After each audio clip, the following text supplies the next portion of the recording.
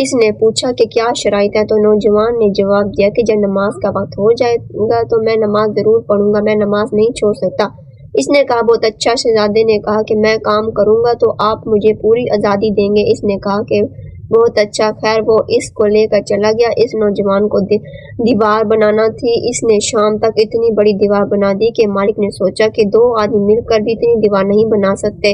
اس خدا کے بندے نے نمازیں بھی پڑھی، کام بھی کیا اور 2 گنا کام کر کے جانے لگا تو اس نے اس کی جتنی رقم طے ہوئی تھی اس سے زیادہ دینار دینا چاہی تو مگر اس نے انکار کر دیا۔ کہنے لگا میں زیادہ رقم لے کر کیا کروں گا؟ اس نے کہا میں خوش ہو کر دے رہا ہوں، تم نے زیادہ کام کیا ہے۔ یہ کہنے لگا میں تو اتنی رقم لوں گا جتنی مجھے ضرورت ہے، مجھے تو اتنے پیسے چاہیے کہ ہر دن مجھے 1 روٹی مل جائے۔ چنانچہ اس نے طے شدہ رقم ہی لی اور چلا گیا۔ اس آدمی نے سوچا کہ یہ کتنا نیک نوجوان ہے کہ کہتا ہے کہ مجھے دنیا سے کیا واسطہ ہے، میں تو تھوڑا سا کھانا کھا کر گزارا کر لیتا ہوں، باقی وقت اللہ تعالیٰ کی عبادت میں گزارتا ہوں، تو اس نیک کے ہاتھوں سے میرا مکان بننا چاہیے۔ چنانچہ اس نے اگلے دن کوئی مزدور نہ بلایا، وہ پھر بازار گیا اور کہا مجھے مزدوروں کے لیے فلاں نوجوان چاہیے۔ لوگوں نے بتایا کہ وہ 2 ہفتے میں صرف 1 دن مزدوری کرتا ہے، باقی 6 دن اللہ کی عبادت میں مصروف رہتا ہے۔ اس نے کہا بہت اچھا، جب وہ دن آئے گا تو میں اس کو پھر گھر لے جاؤں گا۔ چنانچہ اگلے ہفتے میں وہ اسی دن پہنچا، پھر وہ نوجوان ملا، وہ اسے لے کر گھر گیا۔ جب وہ نوجوان کام کرنے لگا تو اس مالک نے سوچا میں ذرا اس کو چھپ کر دیکھتا ہوں کہ یہ کام کیسے کرتا ہے، اس نے میرا دگنا کام کیا تھا۔ اس نے دیکھا کہ وہ نوجوان ایک ہاتھ سے گارا اس دیوار کے اوپر رکھتا ہے اور جیسے ہی اینٹ اٹھا کر اوپر رکھتا ہے تو وہ خود بخود ایڈجسٹ ہو جاتی، اس کو درست نہ کرنا پڑتی، وقت ضائع نہ ہوتا۔ گارا رکھا اور اینٹ کو اٹھا کر رکھتا گیا اور اینٹیں نگینے کی طرح جڑتی گئیں۔ وہ کہنے لگا کہ اس بندے کے ساتھ خدائی مدد ہے کہ اللہ تعالیٰ تھوڑے وقت میں اس سے زیادہ کام لے رہے ہیں۔ چنانچہ وہ بڑا خوش ہو کر کتنا نیک نوجوان ہے جس کو اللہ تعالیٰ نے جوانی میں عبادت کا شوق دیا ہے۔ اگلا ہفتہ آیا تو پھر وہ وہاں گیا تاکہ اس کو لا سکے۔ لوگوں نے بتایا کہ وہ تو بیمار ہے، آج وہ مزدوری کے لیے نہیں آیا۔ پوچھا کہ وہ کہاں ہوگا؟ انہوں نے کہا جناب فلاں مسجد کے قریب رہتا ہے، آپ جائیے وہاں جا کر دیکھیے۔ یہ وہاں گیا تو دیکھا کہ نوجوان زمین پر لیٹا ہوا تھا، اس کو بخار ہے جس کی وجہ سے اس کی حالت خراب ہو چکی تھی۔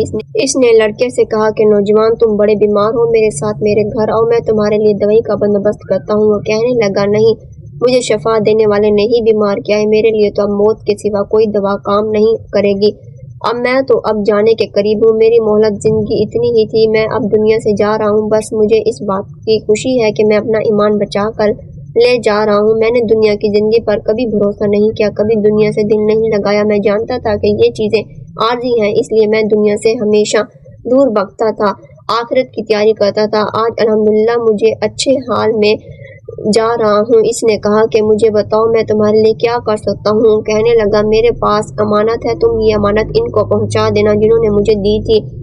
وہ کہنے لگا کیا ہے؟ اس نے اپنی انگلی سے انگوٹھی نکال دی اور قرآن پاک حوالے کیا اور کہا کہ وقت کے بادشاہ کے پاس چلے جانا اور اسے کہہ دینا کہ ایک پردیسی نے یہ 2 چیزیں امانت لی تھیں، اب واپس بھیجی ہیں، ان کو قبول کر لیں۔ جیسے ہی اس نے سنا کہ یہ ہارون رشید کی بات کر رہا ہے تب اسے احساس ہوا کہ وہاں ہم سنتے تھے کہ بادشاہ کا ایک بیٹا ہے جو دیوانہ اور پاگل ہے، کہیں یہ وہ تو نہیں؟ اتنے میں اس نوجوان نے کلمہ پڑھا اور اللہ کو پیارا ہو گیا۔ اب اس کا دل غمزدہ تھا، اس نے اس کو کفن دیا، دفنا دیا اور پھر قرآن اور انگوٹھی لے کر چلا گیا۔ میں ہارون رشید کو دے آؤں۔ جب شہر میں پہنچا تو دیکھا پولیس آ رہی ہے، لوگوں کو ہٹا رہی ہے، ہٹو، بچوں کی صدائیں آ رہی ہیں، بادشاہ کی سواری آ رہی ہے۔ چنانچہ تھوڑی دور پیچھے بادشاہ اپنے وزراء کے ساتھ آ رہا تھا، جس سواری پر بادشاہ سوار تھا۔ جب وہ اس کے پاس پہنچی تو اس نے کہا کہ بادشاہ سلامت، آپ کو حضرت محمد صلی اللہ علیہ وسلم سے قربت داری رشتہ داری کا واسطہ، آپ میری بات سن لیجیے۔ چنانچہ ہارون رشید نے اپنی سواری کو کھڑا کر دیا، اس نے انگوٹھی اور قرآن اس کو دکھایا، کہا کہ ایک پردیسی نے آپ کی طرف بھیجا ہے۔ بادشاہ کی آنکھوں میں آنسو آ گئے، کہا اے مخاطب تو میرے ساتھ آ اور مجھے گھر آ کر باتیں بتا، میں وہاں تجھ سے یہ چیزیں لوں گا۔ چنانچہ بادشاہ اپنے محل میں آیا تو اس نے اس آدمی کو بلوایا اور کہا کہ اپنے مخاطب مجھے لگتا ہے کہ مجھے غم کی کوئی خبر سنائے گا، لیکن بتا تو صحیح کہ میری جگر کے گوشے کا کیا حال ہے، تو نے اسے کہاں کس حال میں دیکھا؟ وہ کہنے لگا کہ وہ نوجوان تھا، چہرے پر نور تھا، وقت میں 1 دن مزدوری کرتا تھا، میں نے بھی دربار اس سے مزدوری کروائی، وہ پورے دن میں 1 روٹی کھاتا تھا، باقی سارا دن عبادت کرتا تھا، سوکھ کر کانٹا بن گیا تھا، اسی طرح اس کی زندگی گزری۔ میں نے اسے آخری لمحے میں دیکھا، اسے کلمے پر موت हुई। इसने कहा था कि ये अमानतें मेरे बाप तक पहुंचा दे। बादशाह देख कर रोने लगा और कहने लगा, तुम्हें भी ख्याल ना आया कि एक शहजादे से तुम अपना मकान बनवाते रहे। इसने कहा, बादशाह सलामत, अगर मुझे पता होता कि आपका बेटा है तो मैं क्यों इससे मकान बनवाता।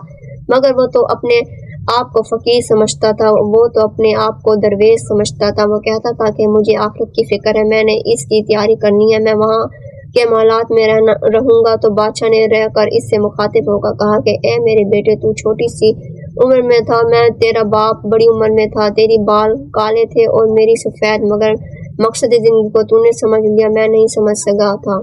मैं धोखे में पड़ा रहा, मैंने जिंदगी के दिन ज़ाया कर दिए, मेरे पास आखिरत की कोई तैयारी नहीं। ए मेरे नौजवान बेटे, तूने जवानी में दुनिया की हकीकत को समझ लिया, तूने दुनिया में दिल नहीं लगाया, तो दुनिया की लज्जतों के पीछे नहीं भागा, दुनिया की आसाइशों के पीछे नहीं भागा। बेटे, तूने मौत को याद रखा, हर लम्हे ये बात ध्यान में रखी कि अल्लाह के हुजूर जाना है।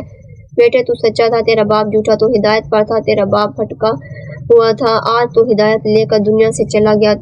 तेरा बाप अपने बालों को सफ़ेद कर बैठा, मगर गुनाहों से अपने चेहरे को स्याह कर बैठा। मैं अपने मालिक के सामने क्या लेकर जाऊंगा। ये दुनिया के मोहलात, ये दुनिया की रौनकें, ये दुनिया की सारी नेमतें सब यहीं रह जाएंगी। बेटे, तेरे बाप का क्या हाल होगा जब जंजीरों में बांध कर से पेश किया जाएगा और कहेंगे कि ए दुनिया के हुक्मरानों, अब तुम्हारी जंजीरें तब खुलेंगी जब तू साबित करेगा कि तूने नेमतों की कदर की थी और हमारे हुक्मों के मुताबिक जिंदगी गुजारी थी। बेटे, इस दिन मैं गरीब हूँगा, तेरी हैसियत बादशाह वाली होगी। आज दुनिया में मुझे बादशाह कहती है, मगर आखिरत का मैं फकीर हूँ। वो बातें भी करता रहा और रोता भी रहा। फिर इसने कहा, मैं वक्तन अपनी जिंदगी को बदल कर अल्लाह ताला की रजा हासिल करूँगा।